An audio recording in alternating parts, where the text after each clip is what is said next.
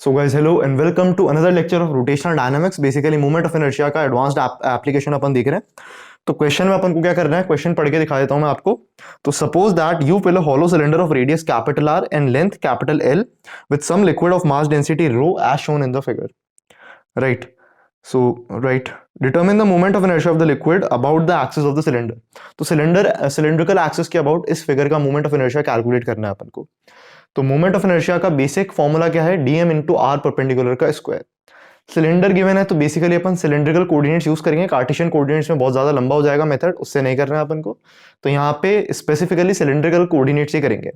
और अगर आपने इंटीग्रेशन नहीं पढ़ा है तो आप इस लेक्चर को आधा स्किप कर सकते हैं और आप मेथड 2 देख सकते हैं. राइट. तो अपन बात करते हैं इसका मोमेंट ऑफ इनर्शिया निकालेंगे about the cylindrical axis which is axis O and moment of inertia is I nought, जो यहाँ पे लिखा है. तो देखो अब एलिमेंट लेना किस तरह से अपन को, सिलेंड्रिकल एलिमेंट. तो अपन क्या करेंगे, इसकी स्क्वैशिंग करेंगे सबसे पहले. तो मैंने बोला यहाँ पे अपना ओरिजिन ऑफ कोऑर्डिनेट सिस्टम है, दैट इज 0,0,0. और मैंने बोला अंदर की तरफ जा रही है अपनी पॉजिटिव जेड एक्सिस. राइट. और स्क्वैशिंग एकदम जेड एक्सिस के लॉन्ग ही करेंगे. तो देखो अब इसको सॉल्व करते हैं अपन. Right. So let's say the moment of inertia about axis O is dm into R perpendicular का स्क्वायर और इसका इंटीग्रल. राइट. इस हिसाब से करना है अपन को. अब देखो अपन एलिमेंट्स किस हिसाब से लेंगे अपन. तो सिलेंड्रिकल कोऑर्डिनेट्स में अपन को प्रोसीड करना है. तो अपन पढ़ चुके हैं मल्टीपल टाइम्स कि सिलेंड्रिकल कोऑर्डिनेट्स को कैसे यूज करते हैं. तो dm into R perpendicular square में dm की वैल्यू क्या होगी, rho multiplied by dv. Right. Rho multiplied by dv. तो dv लिखेंगे अपन. तो dv क्या होगा सिलेंड्रिकल में, अपन जानते हैं that is r d theta dr, है ना. सो इसको dz से मल्टीप्लाई कर देंगे क्योंकि z एक्सिस अपने अंदर की तरफ है. और इस पूरे नंबर को r स्क्वायर से मल्टीप्लाई कर देंगे और इसको करेंगे 3 बार इंटीग्रेट. ट्रिपल इंटीग्रेशन हो जाएगा यहाँ पे. राइट. तो रो इज अ कांस्टेंट, है ना. अब इस r स्क्वायर को इस r में मर्ज करोगे तो ये तो बच जाएगा r क्यूब. अब लिमिट्स को एक बार आप ध्यान से देख लेना, वही सबसे इंपॉर्टेंट चीज है. तो यहाँ पे थोड़े बड़े बड़े इंटीग्रल बना देता हूँ मैं लिमिट्स दिखाने के लिए. So rho r cube dz and then d theta and then dr. तो dz को सबसे पहले इंटीग्रेट करेंगे, सबसे इजी रहेगा अपने लिए. और dz की लिमिट्स कहां से कहां तक रहेगी, 0 से लेके l तक, because l is the length of the cylinder. तो dz की लिमिट्स लगा चुका हूं मैं. फिर मैं लगाऊंगा d थीटा की लिमिट्स.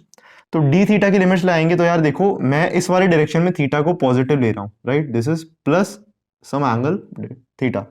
तो इसकी अपन को लिमिट्स लगानी है. तो अपन को कैसे लगानी पड़ेगी limits, negative of this angle to positive of this angle. Right. इस हिसाब से अपन लिमिट्स लगाएंगे. लेकिन ये अपनी अल्टीमेट लिमिट्स होगी, वहां से वहां तक अपन को इंटीग्रेट करना है. अपन जब पहले एक आर्क लेंगे ना, तो वो आर्क अपन किस हिसाब से लेंगे देखो. तो ग्रीन पेन से मैं आपको यहाँ पे आर्क बना के दिखाता हूँ. तो ये मैंने लाइन बनाई एक, और एक लाइन मैंने ये बनाई. ठीक है. और इन दोनों को मैंने ज्वाइन किया तो ये बना एक आर्क.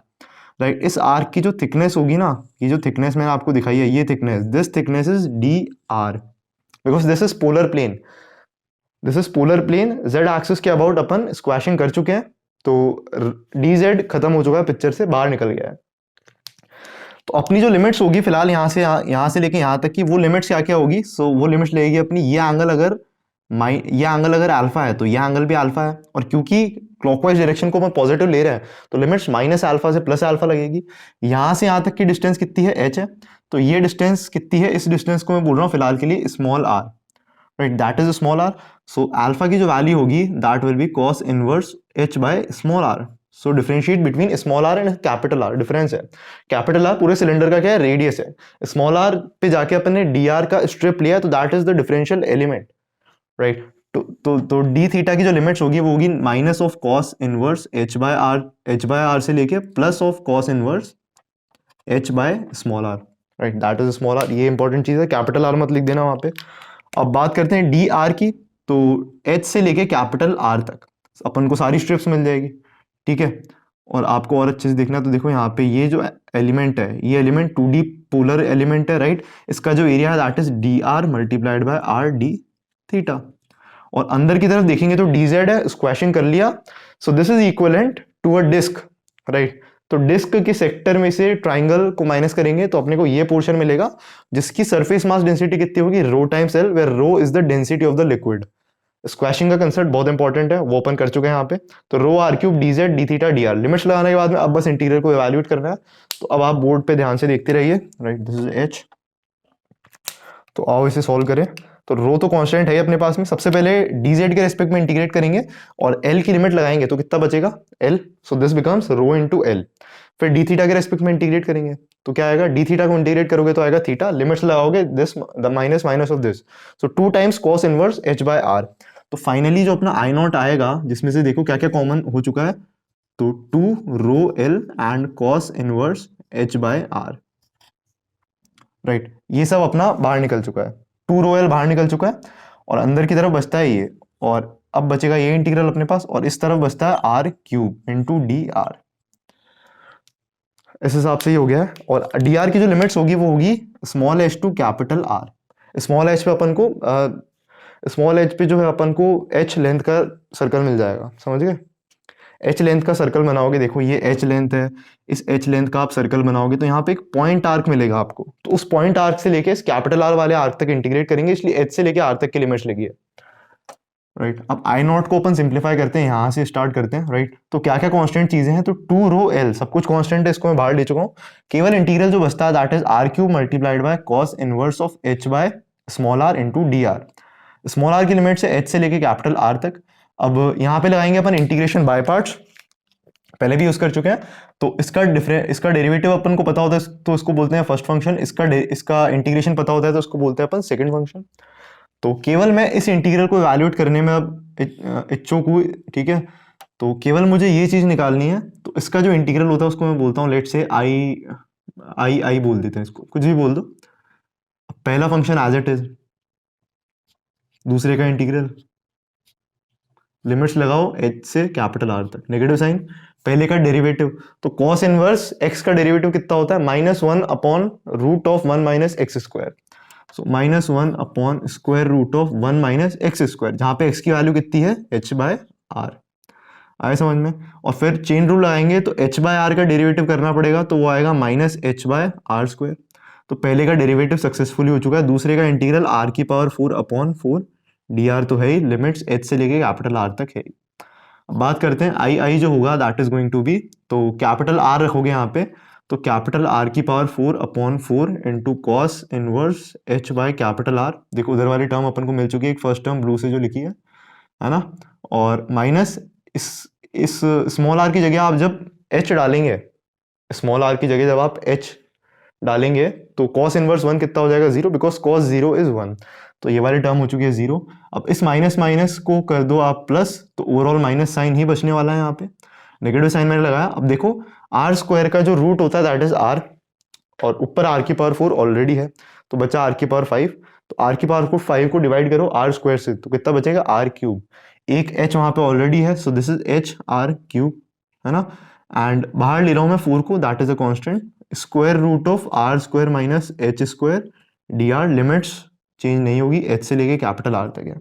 अब फर्दर मैं इस इंटीग्रल को इवैल्यूएट करने की अगर बात करता हूं तो उसको मैं बोलता हूं आई डैश निकालने में मैं इंटरेस्टेड हूं यहाँ पे। तो देखो एच आर क्यूब लिखा है ना यहाँ पे, तो this is h r cube into d r divided by square root of r square minus H square, limits लगाओ आप h से लेके कैपिटल R तक, राइट। अब एक काम करो, अब इस टाइप का इंटीग्रल है, इसको वैल्यूएट करने के लिए तो आप इंटीग्रेशन पढ़ लेंगे तो ये सब बहुत ही आसान चीजें हो जाएगी आपके लिए, लेकिन फिर भी इस टाइप का इंटीग्रल इवैल्यूएट करने के लिए अपन इस नंबर को ऊपर बनाने का ट्राई करते हैं। तो उस हिसाब से अपन ने अगर कोशिश की r square minus H square को ऊपर बनाने की, तो यहाँ पे आर क्यूब एच लाना है, तो आर एच से मल्टीप्लाई करेंगे तो आर क्यूब एच अपने पास आ जाएगा, लेकिन एक टर्म अपने पास में एडिशनल आ रही है that is minus h cube r, तो प्लस भी करना पड़ेगा एच क्यूब आर, और डी आर तो है ही, और पूरे नंबर को डिवाइड करो square root of r square minus H square से, इसको इंटीग्रेट करो, लिमिट सेम रहेगी।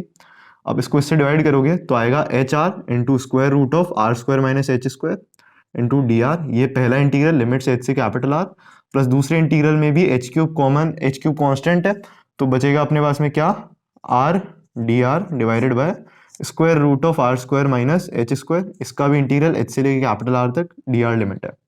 तो यहाँ तक कोई दिक्कत नहीं है ना आपको, अभी तक सब क्लियर है। अब इन इंटीग्रल्स को इवैल्यूएट करते हैं, तो इन इंटीग्रल्स को इवैल्यूएट करने के लिए क्या है, सेम सब्स्टिट्यूशन अपना वर्क करेगा। तो R square minus H square को मैंने रखा T square, differentiating equation 1 with respect to nothing, directly differentiate करेंगे, so this should become 2r into dr that is equal to 2t into dt since h is a constant, so this implies the value of r dr is equal to t dt। तो यहाँ पे देखेंगे अपन h एक constant number है and r dr should become t times dt and this is what, दोनों तरफ square root लेंगे तो बचेगा t, so this is t और लिमिट्स भी चेंज होगी because this is definite integration. तो स्मॉल r जो अपना, तो t की वैल्यू कितनी आ चुकी है, t की वैल्यू आ चुकी है root of r square minus H square. अब एक काम करो, स्मॉल r जो है उसकी जगह डालिए आप कैपिटल R, तो अपर लिमिट जो होगी अपनी वो कितनी आ जाएगी, square root of r square minus H square, capital are square minus H square. और लोअर लिमिट अपनी जीरो आ जाएगी क्योंकि उसको अपन ने h डाला है, तो ये अपना पहला इंटीग्रल इतना आ चुका है। इस वाले इंटीग्रल की बात करना चाहते हो तो फिर देखो सेम सब्सटीट्यूशन अपन ने किया है, तो लिमिट्स अपनी सेम रहने वाली है, जीरो से लेके square root of capital are square minus H square. R d r को लिखो आप टी डी टी, है ना, and this number itself is t, तो ये चीज टी है, तो t से t भी कैंसिल हुआ तो बचा dt का इंटीग्रेशन, तो ये भी बहुत सिंपल है। तो फाइनली अपना इंटीग्रल i डैश जो है उस पर अपन कॉन्सेंट्रेट करते हैं। तो i डैश की अपन जब बात करेंगे तो h वॉज अ कॉन्स्टेंट, हाँ ये रहा h, टी स्क्वायर dt का इंटीग्रल कितना होता है, टी स्क्वायर का इंटीग्रल टी क्यूब अपॉन 3, तो नीचे 3 आ चुका है ना, टी क्यूब चाहिए अपने को, तो capital are square minus H square, इसके स्क्वायर रूट का क्यूब करेंगे तो पावर 3/2 हो जाएगी बेसिकली। तो ये इंटीग्रल हो चुका है खत्म। बात करते हैं इसकी, तो H cube was a constant, और ये चीज कितनी बच गई थी, डी टी का इंटीग्रल, तो डी टी का इंटीग्रल टी होता है, लिमिट्स लगाएंगे जीरो से लेकर root of capital are square minus H square, तो बचेगा केवल root of capital are square minus H square. So this is the value of I dash, I dash आ चुका है। आई डैश को उठा के अपन को यहाँ रखना है, राइट, आई डैश को उठा के यहाँ रखना है, ठीक है। अब इसमें से भी अपन कुछ चीज कॉमन लेना चाहते हैं तो वो क्या हो सकती है, root of r square minus H square, और एक एच को ले लीजिए कॉमन आप, तो h into root of r square minus H square को कॉमन लेंगे तो अंदर की तरफ कितना बचना चाहिए बताओ, तो यहाँ से आधी पावर बाहर चली गई तो बची सिर्फ एक power, so that is r square minus H square, एक पावर बची, एच को भी बाहर ले चुके हैं, तो नीचे बचना चाहिए 3 एंड प्लस एच स्क्वायर बच रहा है अपने पास में, और ये तो पूरा ही बाहर चला गया है, एक एच भी चला गया इसलिए एच स्क्वायर बचा है, तो इसको लिख सकते हैं h into root of r square minus H square, this is multiplied by 3 h square minus H square, that is 2 h square plus capital are square divided by 3। So this is the resolve value of I dash. तो I dash को कहाँ रखना था अपन को, यहाँ रखना था, this was I dash. So finally let's calculate the value of I जो कि वो था, तो आई नॉट ही निकाल लेते डायरेक्टली अब तो 2 रो एल मल्टीप्लाइड बाय आई, तो आई की जगह अपन को इसको सब्स्टिट्यूट करना है, तो इस पेन से कर देता हूं मैं ना,